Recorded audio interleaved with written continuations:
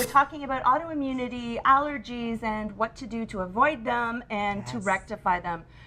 For example, if you're allergic to grass and plants, get rid of them from your environment. Even if they're on your set. Yes. Get them out. Yes, that's what we had to do. Yeah. No, but you know, it's interesting because earlier in the segment, Sachin, you were talking about, you know, if you're tired, if you're maybe feeling that those foods aren't agreeing with you, you're right, we can isolate those and we can talk them away and say, that's just.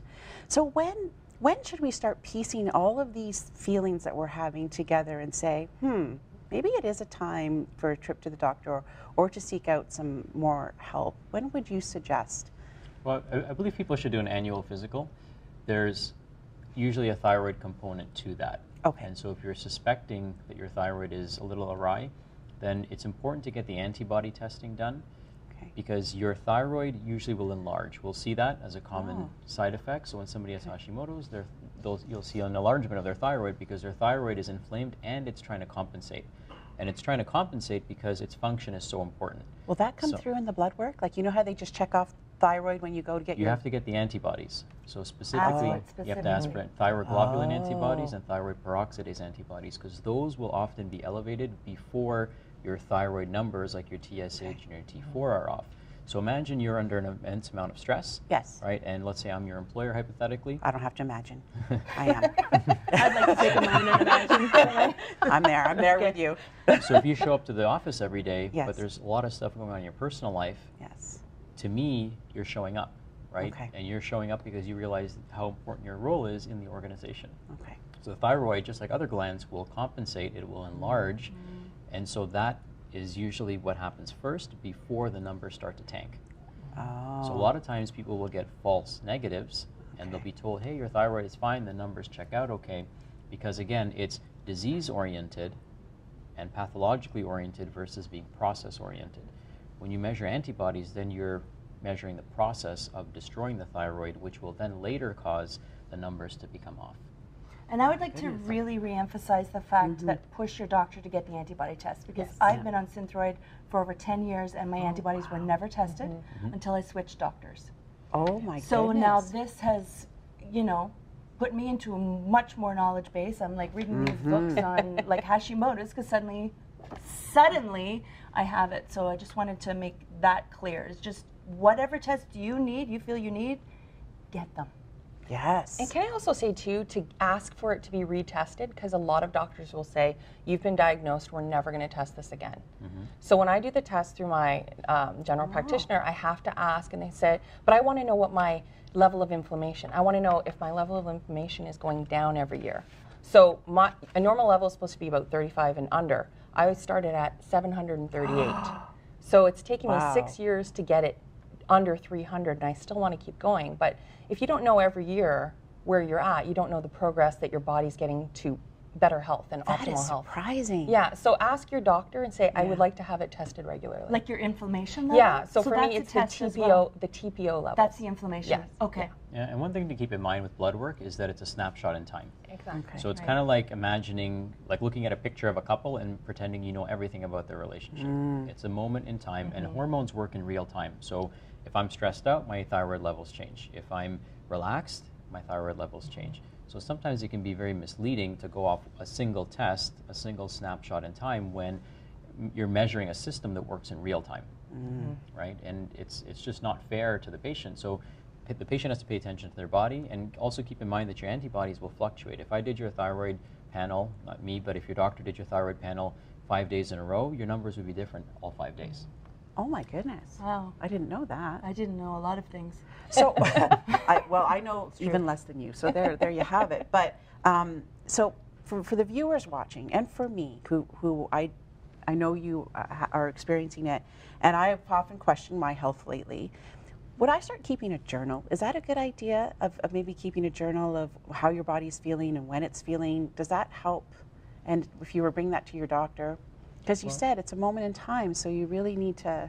Yeah, I think the first thing that everyone should do is just like a plant, right? So imagine a plant that's wilting.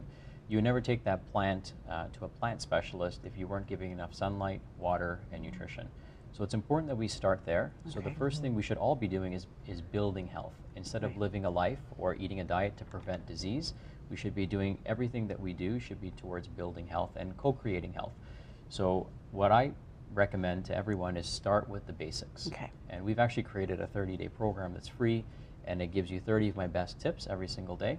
Okay. So start there, because then you can start taking ownership. And then when you see a practitioner, it's all about being the best patient you can be, not finding the best doctor you can find. Because your body fixes itself. Your body built itself from 2 cells, and it's rebuilding itself constantly 24/7, 365. So what's going to be more effective at building your health again than your own body? Yes. But you have to know the rules, right? Just like if I'm handed a plant and I'm told that I need to water X amount of water per week, and I don't follow those rules, the plant's going to die. And I can't give the plant more sunlight in compensation for the lack of water. It's so all a there are certain balance. things that we need them in certain amounts, and I say you can't negotiate with nature, right? Your body has certain requirements, and so let's see if we're at least meeting the minimum requirements that your body needs, and then start looking for diseases and pathologies. A lot of diseases are actually normal adaptations to abnormal circumstances. So a disease isn't something you can take, like, you can't take a disease out of somebody. It's something that you create. The messaging that you're sending your cells is creating that physiology to produce measurable changes in your blood results. But it's not your body making a mistake. Your body never makes mistakes, right? Your body's right now coordinating the function of 70 trillion cells simultaneously, 365. It'll do that for your entire life.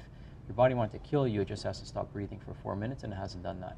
So your body can't make mistakes, because that's its only job, is to stay alive. It doesn't care how you feel and how you look, but it cares that you're breathing and you're able to live another day to actually fix what's causing these issues. And so symptoms are your body's way of communicating that something is wrong, right? If we didn't have symptoms, we would all just drop dead one day, right? So symptoms are the warning sign, the precursors, that the body's basically screaming for help. It's saying, I need you to look at this. But it's not saying, go get this test, right? It starts with a self-check. It starts with us taking an honest ownership over our health and an honest self-evaluation. What are my relationships like? What are my personal care products like? Am I going to bed on time? You know, do I have mindfulness and gratitude on a daily basis? Do I have a good sense of community? If you don't have these basic human necessities, it doesn't matter what your doctor tells you to do, right? If you don't have a life that you're happy to wake up to every single day, why does it matter if you live to 100? Living to 100 would be torture, right? So start with, you know, the intake form of the future, in my opinion, is going to be one question, and that is, are you happy?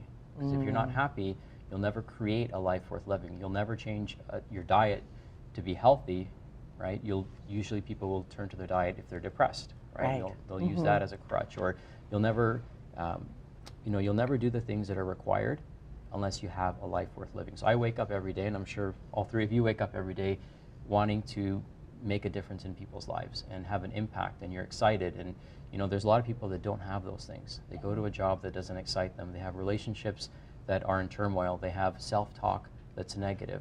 And there's no pills for these things, right? There's no drug or surgery to eradicate these issues from people's lives. And this is what changes the signals that we send to our cells. So most people try to get the cell healthy and change the health of the cell, but you have to change the signal to the cell. And the way I look at it, the analogy I use is that buying you a new car doesn't make you a better driver. Yes. So I like that. And putting expensive gasoline in your car doesn't make you a better driver, right? So the driver is you. You're controlling the show. You can, in an instant, through your thoughts and through your emotions and through your environment, change what's happening inside your body in real time. So think about when people go on vacation, right? When I do my workshops, I'll ask people who feels better on vacation, and they all raise their hands. Of course. And they didn't change anything. We didn't change their microbiome. Their diet usually goes in the tank. But we changed why they wake up. We changed how much they're connecting with Mother Nature. We got rid of the major stressors in their lives. You usually go on vacation with people you love hanging out with. And what happens? Your health transforms in 3 or 4 days. And then you come back and it goes back to where it was. Right back in. So is the problem you, or is the problem your environment? Interesting. Where do we start? For someone who is like, what? Where do we start? At least, where did you start? I think it is starting to pay attention, like Meg was saying. You start looking at, I say, I have to put all the puzzle pieces on the table. You start thinking, I've got allergies starting, my stomach hurts all the time. I'm taking Lactaid for milk all the time. I'm not digesting meat properly. Like, you start looking at the warning signs and you think, I need to reevaluate. Am I happy with my job? Am I doing what I'm supposed to be doing on this planet? Like, you know, we're talking about the bigger picture. my throat area was affected. It was very swollen. Am I speaking my truth to this world? Am I speaking and doing what I'm supposed to be doing on this planet? I had glutenataxia as well, which was trouble walking. Am I walking my walk? So, and I look at it too, the language we use. I never say I hate anything about me. I don't hate my disease. I call it my dis-ease, because it's a part of me. It's the same as saying, we'd never say I hate my child. When it misbehaves, he or she misbehaves. So we have to love every part of ourselves and realize that health homework is fun. It's making us better people. We're better people for the loved ones around us. And we need to stop looking at every little piece and look at the whole picture, because it is a mind, body, soul healing. Meditation helped me immensely throughout this. I was just going to say, Yeah. the meditation, because you inspired me, because I like the fact that you say it starts with a choice, because it empowers us. Absolutely. You know, all of a sudden, you're right, you're empowered, and you say, I have a choice of how I'm going to wake up today. I have a choice of how I want to look at the world today. And that does start with us, and that's exciting, because that's where we can start healing ourselves. And meditation is something. I was driving here in a frenzy, running late, thinking, Lise would have meditated. I know she would have meditated before she came. And meanwhile, I'm yelling at red lights, so I have things to do. Did you meditate before you came? I did. Of course you did. Because you know what? Even on the days where I had no energy and I couldn't walk very well, I would envision myself dancing around the world, and it would help me walk home. I would, I'd walk 200 meters to the beach, and it would take me sometimes 2 hours because it was so hard. And I'd meditate, and I'd be able to walk home. It's not even just mind over matter. It's everything. It's so important. And if someone wants to think of it as fake it till you make it, if you're not feeling well, then just take that small step, because the small steps are the big steps. That's great advice. I think that's the most mind-blowing advice I've ever heard. And I feel like I constantly have to keep hearing it and reminding myself. Guys, I want to thank you so much, Thank you Sachin so much. and Lise, for being so open and mindful and knowledgeable, and for sharing. Meg, thank you for always being at my side here on the curve. Thank you, Kat. Thank you guys for watching.